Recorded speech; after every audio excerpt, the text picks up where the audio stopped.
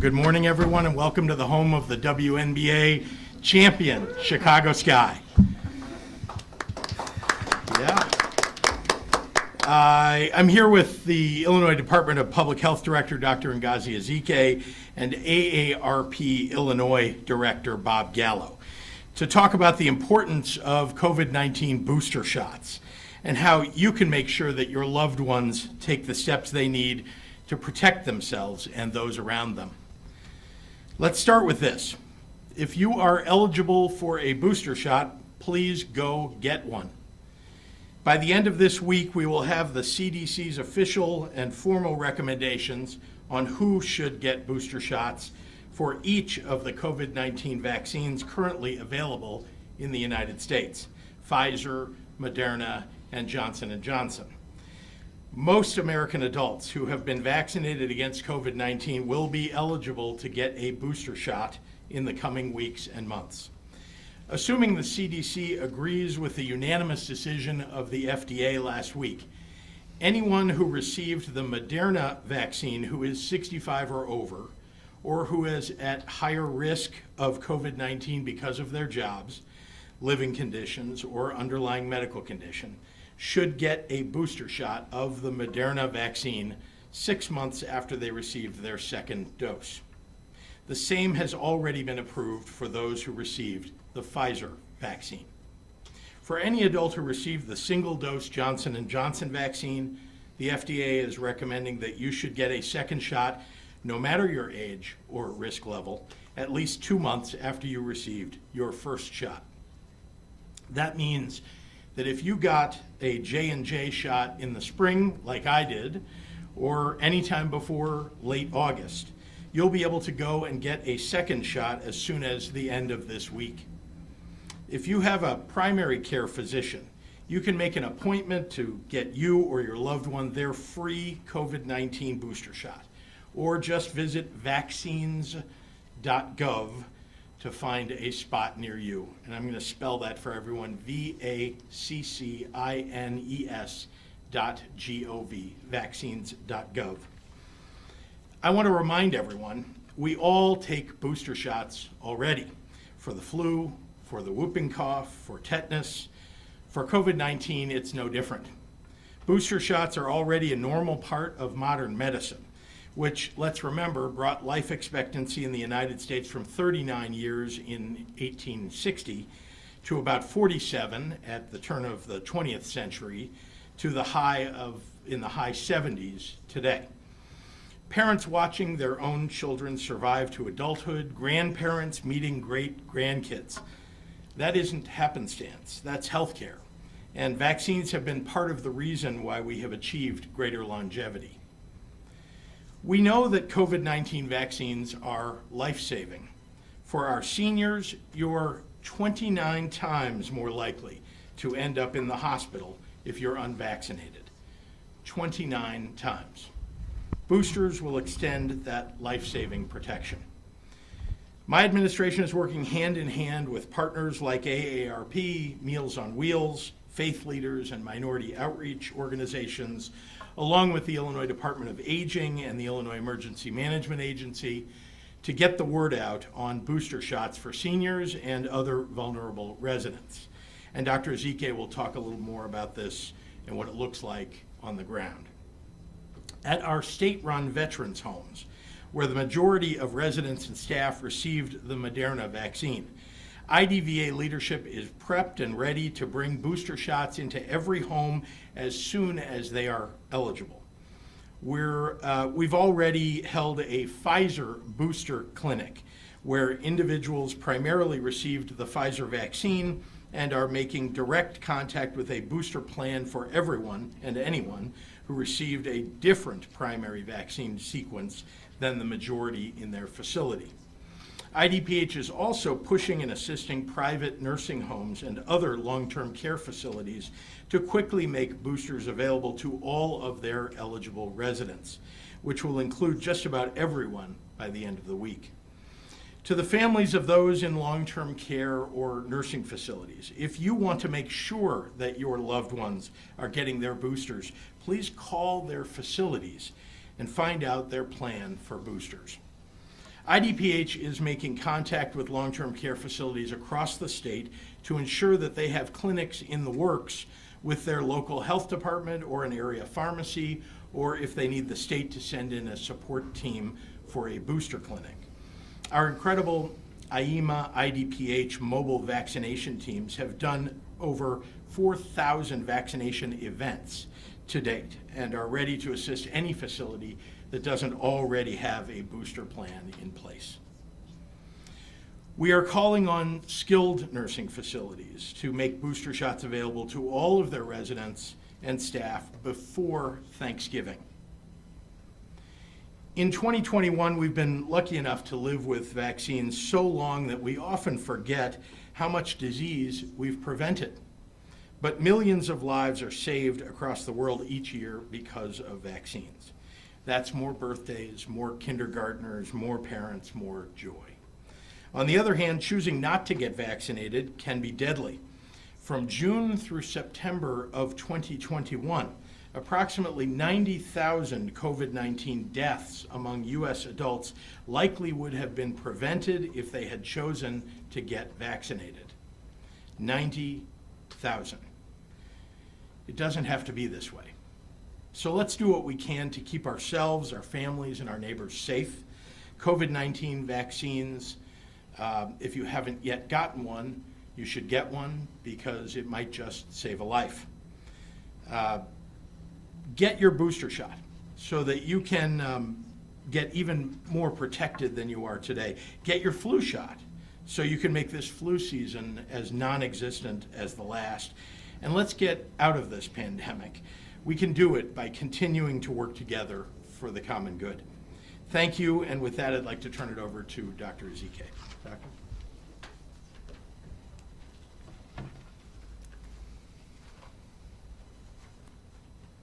Good morning, everyone. It's fall again, and we saw last fall and last year the devastating impact that COVID-19 had in our long-term care facilities. We saw it here in Illinois, we saw it across the country, we saw it internationally. We, as Illinoisans, will not stand idly by and relive the tragedy that we saw, especially when we have a powerful tool that will prevent those hospitalizations and deaths in our beloved family members in long-term care facilities. We do know that advanced age is one of the most significant risk factors in breakthrough hospitalizations and deaths, which is exactly why booster shots are being recommended for everyone 65 and over, as well as all people living in long-term care facilities. The data clearly shows that while the vaccine continues to offer protection to everyone, the overwhelming majority of the hospitalizations and deaths due to COVID after being fully vaccinated have occurred in those over the age of 65. Last week, I participated in a town hall meeting with the AARP to help answer questions about booster shots and who should get them. We are working very closely with the Department of Aging to also get the word out. We are partnering with Oak Street Health, which provides medical care to patients and adults over 65, to provide information to Illinois physicians and other clinicians on the importance of these boosters. We've created flyers that will go out to all the Meals on Wheels recipients to ensure that they have information in hand about the importance of boosters. Our work to address and alleviate concerns in minority groups about vaccination continues, along with deployment of our equity-focused mobile teams. We have done a great job in this state in making sure that this life-saving measure is available and has been taken up by all, and we want to see those same numbers with the boosters. And as always, we are working with our local health departments. Those are my heroes. Those are the incredible boots on the ground in the trenches. They're just tremendous partners, and we would not be where we are in the state without our local health departments and their tremendous efforts. And they are working to vaccinate as many people as possible. Right now, only Pfizer has been authorized for booster doses, but we expect CDC will move forward with the FDA's recommendation about boosters for both Moderna and J&J in just the next few days.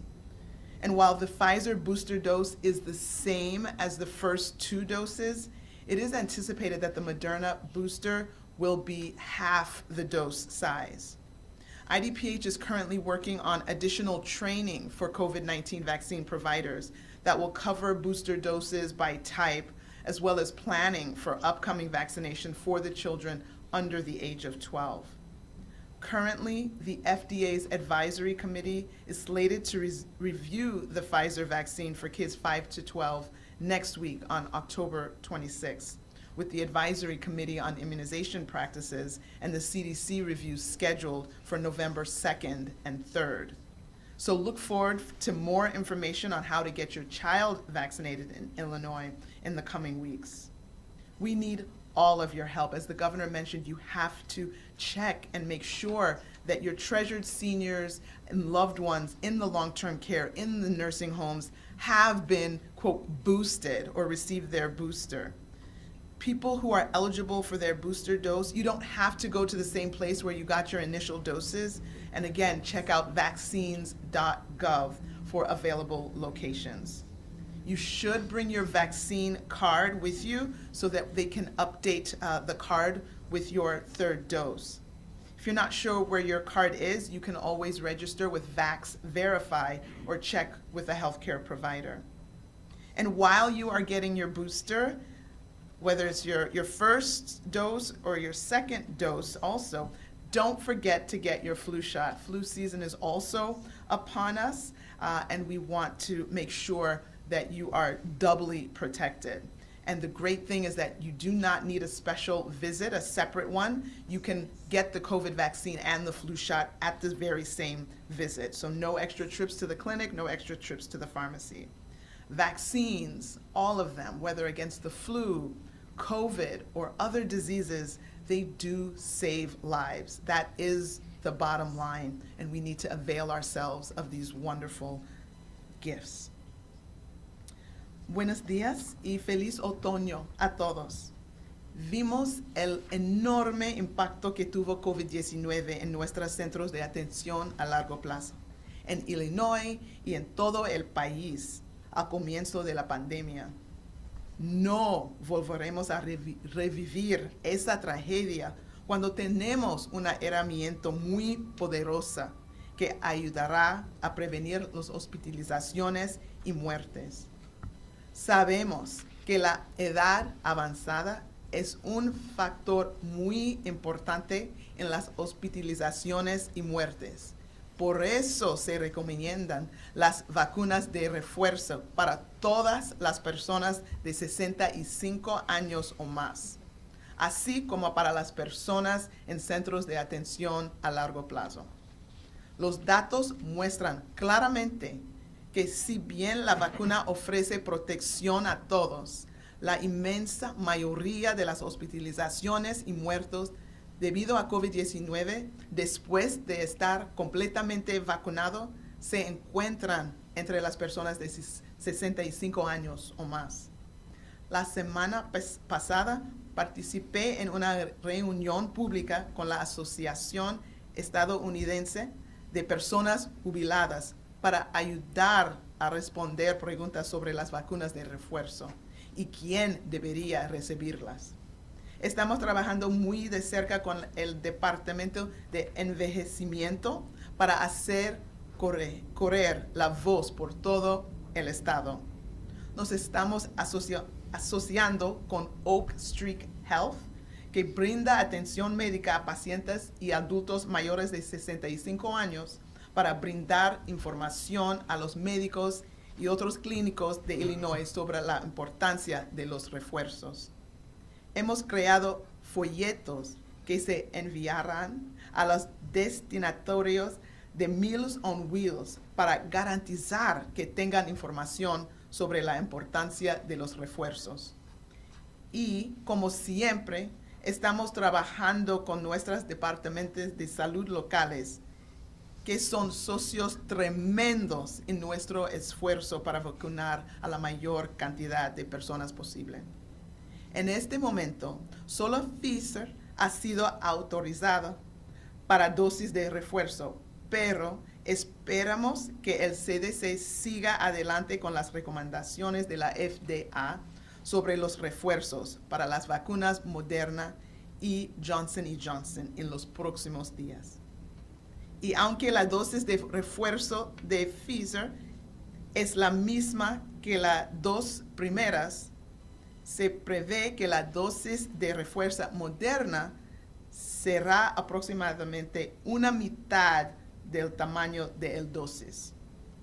También estamos trabajando actualmente en capacitación adicional para los proveedores de la vacuna COVID-19, que cubrirá las dosis de refuerzo y las próximas vacunas para niños menores de 12 años. Actualmente, el Comité Asesor de la FDA está programado a revisar la vacuna Pfizer para niños de 5 a 12 años el 26 de octubre, la semana que viene. Después, el Comité Asesor sobre Prácticas de Inmunización y la revisión del CDC están programados para el 2 y 3 de noviembre. Así que espere más información sobre cómo vacunar a su hijo o hija en Illinois durante las próximas semanas. Las personas que son elegibles para recibir su dosis de refuerzo no tienen que ir al mismo lugar donde recibieron sus primeras dosis. Consulte vacunas.gov para conocer los sitios disponibles. Debe traer su tarjeta de vacuna COVID-19 cuando reciba una dosis de refuerzo. Si no está segura de dónde está su tarjeta, puede registrarse con VaxVerify o consultar con su proveedor de atención médica. Y mientras recibe su refuerzo o incluso la primera o la segunda dosis, pregunta acerca de cómo vacunarse contra la influenza. La vacuna COVID y la vacuna contra la influenza se pueden administrar al mismo tiempo. No necesito regresar para la otra vacuna. Las vacunas, ya sea contra la influenza, contra COVID-19 o otras enfermedades, salvan vidas. Esa es la realidad. Mucho gusto para su apoyo. And with that, I'd like to introduce my friend and my brother, Bob Gallo, the State Director of the AARP Illinois.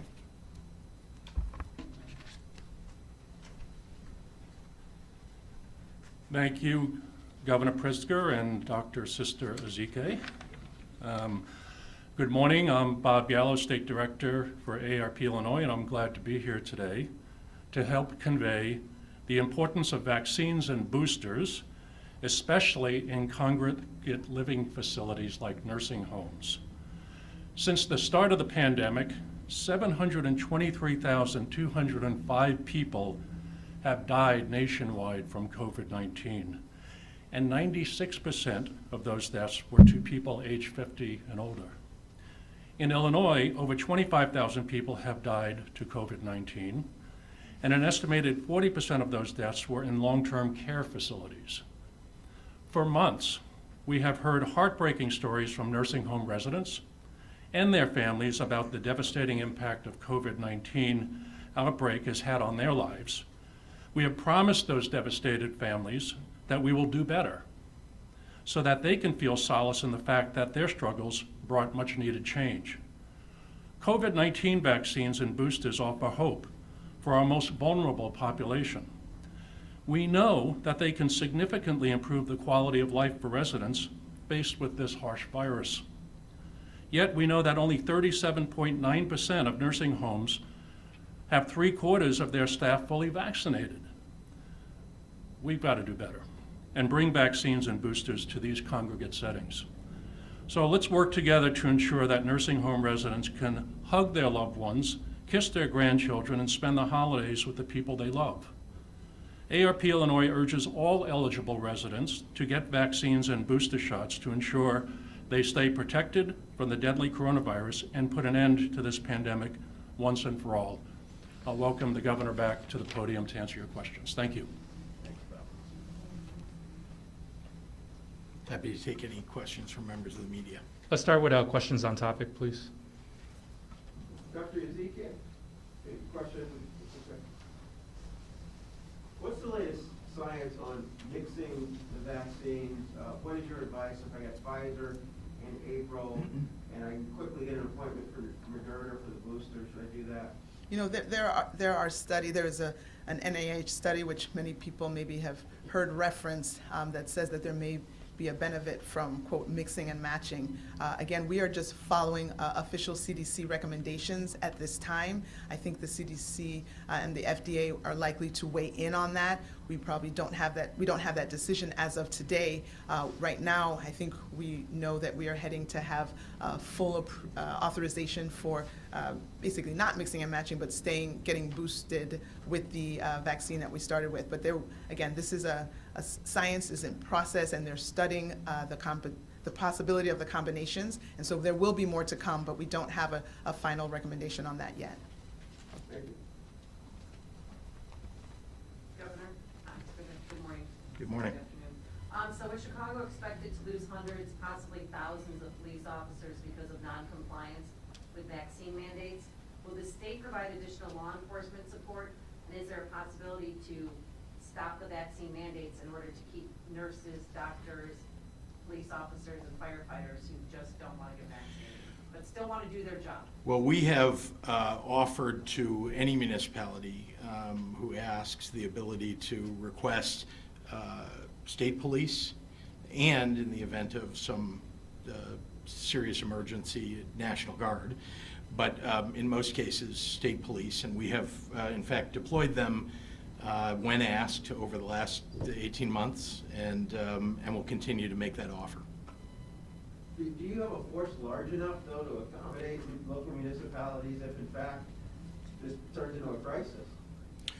Well, again, it depends on how many people decide not to come to work in those municipalities.